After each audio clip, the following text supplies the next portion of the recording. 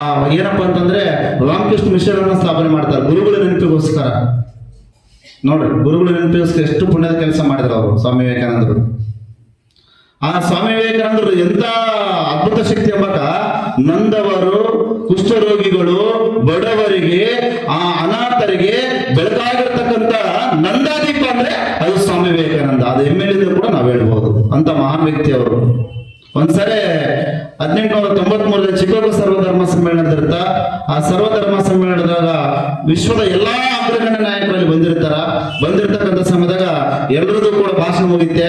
ಅವಾಗ ನಮ್ಮ ಸ್ವಾಮಿ ವಿವೇಕಾನಂದರದ್ದು ಬಂದಿರತಕ್ಕಂಥ ಸಮಯದಾಗ ಒಂದೇ ಒಂದು ಮಾತು ಬಹಳ ಚಂದ ಹೇಳ್ತಾರ ಅವರು. ನಿಮ್ಗೆ ಅದೆಷ್ಟು ಗೊತ್ತದ, ಹೇಳಿ ಎದ್ದೇಳಿ ಗುರುಮಠ ತನಕ ನಿಲ್ಲದೇರಿ. ಬಹಳ ಅದ್ಭುತವಾಗಿ ಹೇಳ್ತಾರ ಅವರು.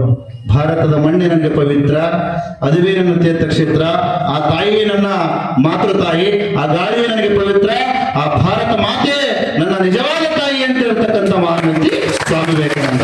ಮೈ ರೋಮಾಂಚನ ಆಗುತ್ತೆ ಅವ್ರ ಮಾತು ಕೇಳಿ.